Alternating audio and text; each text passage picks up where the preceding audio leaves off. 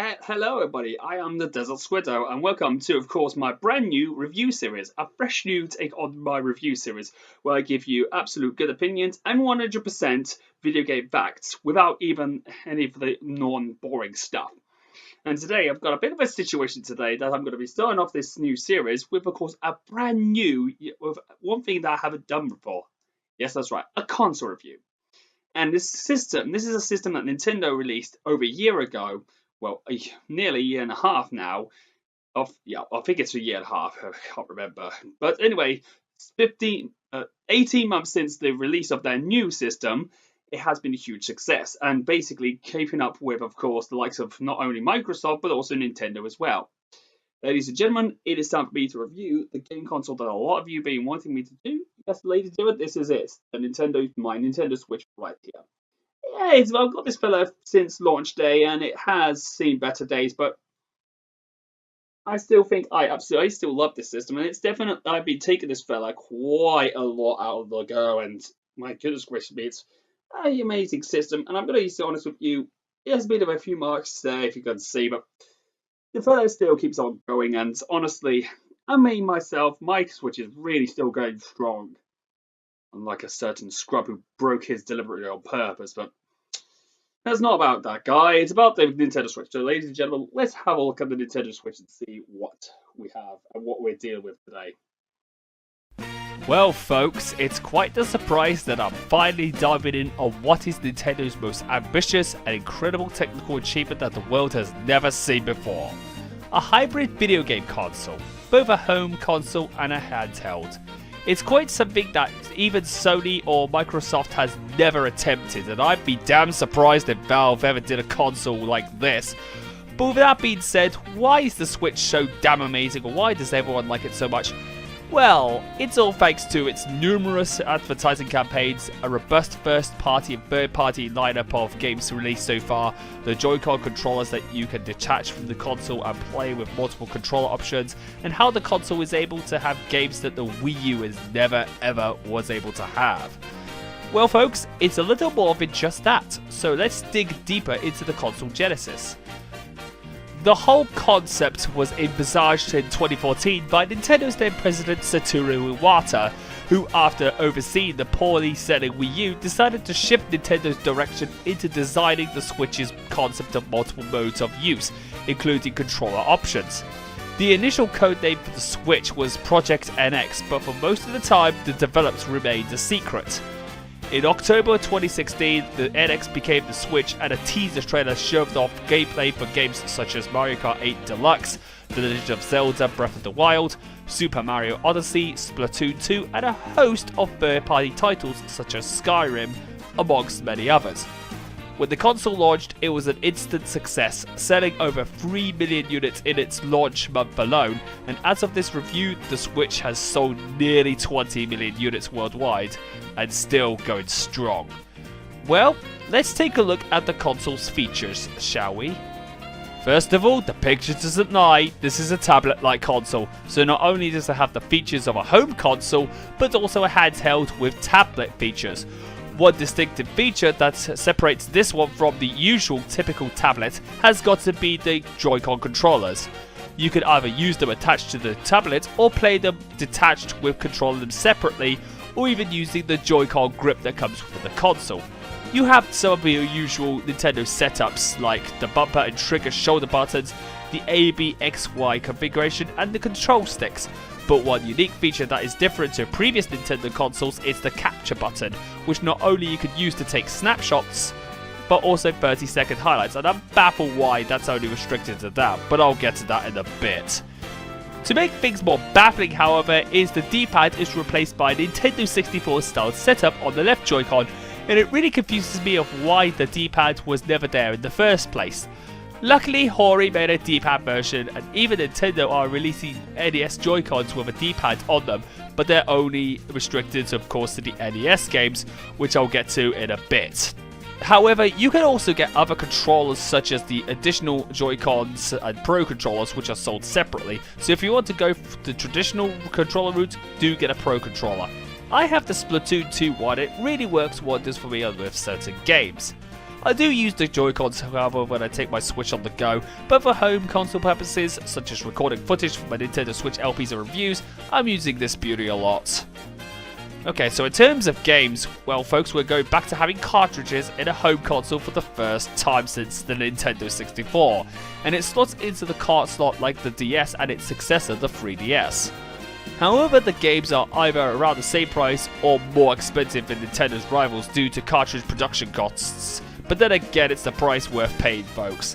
Nintendo has made ports of Wii U titles such as the incredible Mario Kart 8, which has new content and a graphical overhaul, Hyrule Warriors, which has all the content from previous versions of the game, as well as exclusive characters such as the Breath of the Wild, Link and Zelda, and an upcoming enhanced port of New Super Mario Bros. U with all the content as well as new playable characters. The Switch also has an array of new video games not released on any other console, such as the main Mario title, Super Mario Odyssey, where the game takes a much different approach from the typical Mario title, and suffice to say, it's an excellent game that allows you to free roam to see what objectives are available and to get the power moves to stop Bowser from marrying Princess Peach. Then of course we have the Switch exclusive Mario Plus Rabbids Kingdom Battle, which is a strategy game where you have to fight enemy rabbits in order to move on to the next area. And we also have first party games that are already released or coming soon, like Mario Tennis Aces, Super Mario Party, Zelda Breath of the Wild, and of course Super Smash Bros. Ultimate. And that's not all, because Switch has a better third-party support from publishers such as Sega, Capcom, Bandai Namco, Activision, SNK, Ubisoft, and much more, with a growing library of games.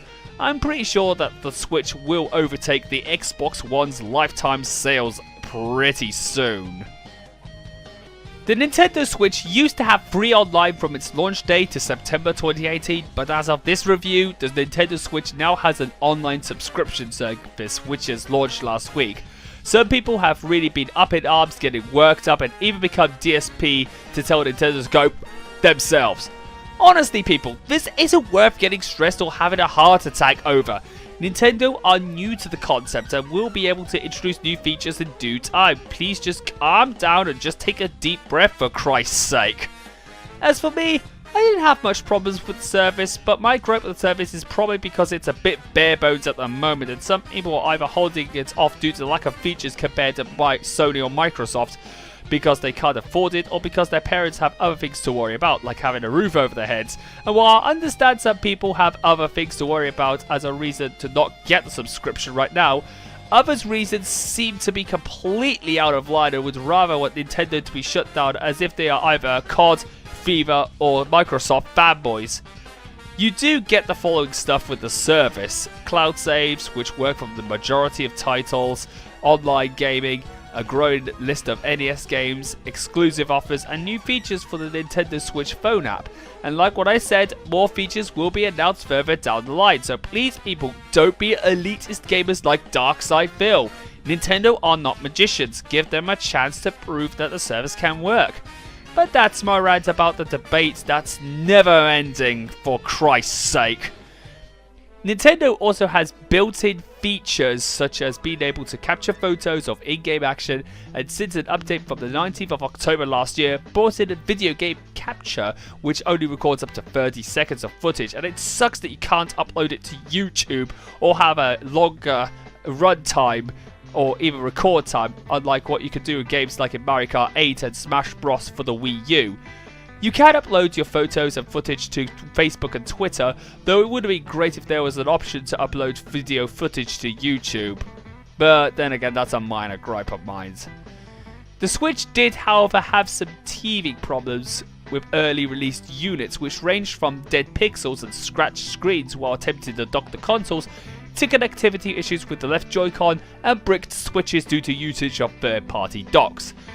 Especially Nico, which had a lawsuit made against them by Jacksonville, Florida Switch owner Michael Skavatis, who alleged that Nico deliberately failed to realize their dock could cause numerous problems with the system. Even Nintendo themselves advised Switch owners to not purchase any third-party docks that were unlicensed. However, one most notable example of a brick Switch has got to go to Darkside Phil, whose Switch bricked after turning off sleep mode and putting his Switch amongst his dusty gaming setup. This resulted in Phil getting toxic and salty towards Nintendo in his usual advertiser and friendly ways. But since then, Nintendo have over time fixed the multiple, if not all, issues for the Switch, and now everybody seems to be enjoying the console pretty much, without a doubt. I myself actually have, of course, my dock, which I've got with this console, which is basically a first-party official one. So basically, for those who are not in the know, do not use third-party docks, because those will be potentially, knacker your console. So, as this is only a bit of an overview of my opinion on Nintendo Switch, overall, Nintendo really have achieved what is possibly their most creative and ambitious video game console in their near 130-year history, being both a home and handheld console in one. Sure, there are some features that needed to be improved, as well as a few issues that needed to be solved, but the execution of Nintendo's latest console really does the job well. It may be ambitious, but Nintendo really have hit the pinnacle of console creations. I really see that this console will be selling well like it did last year, and with upcoming console bundles with Pokemon and Smash Bros coming out this Christmas, I feel Nintendo will have their most successful winter ever. Overall, it's not too late to get a Switch. If you need to get one, get it now. You will not regret your investment. As you can probably tell, this is a fantastic, amazing machine that definitely deserves, credit. A lot of people, really doubt Nintendo too much when they're worth, but honestly, I just don't care. The Nintendo Switch is basically an amazing piece of kit, and you can definitely say this right now. I definitely think that it's recommended you get this as soon as you can possibly go. It's going strong at certain conventions like EGX, MCM, and other stuff, and it's definitely a console you definitely need to own. I've got lots of course. There's a lot of recommended games like, of course, Mario Kart 8 Deluxe, Super Mario Odyssey, Hyrule Warriors Definitive Edition, the port of Bayonetta 2, as well as a download code for Bayonetta 1, and many others that are coming, especially Super Smash Bros. Ultimate. Goodness gracious me, Smash is going to absolutely get it out of the park, folks, so I really need to get that game. Well, that being said, however, I am going to be, of course, but I'm forgetting, of course, one game, ladies and gentlemen. Yes, that's right. It is the game that I wanted to do a review on. I did a review on it last year, but I'm going to review it because, of course, we got a few changes to it recently. But ladies and gentlemen, I'll see you guys next time for when I'm going to take on the Might of Splatoon 2. And, of course, some of the new features that I've got this year. So, that being said, I am the Desert Squiddo, so I'd say good night. Thank you for joining me. Peace out. And until next time, stay fresh, ladies and gentlemen, and keep calm. Game on.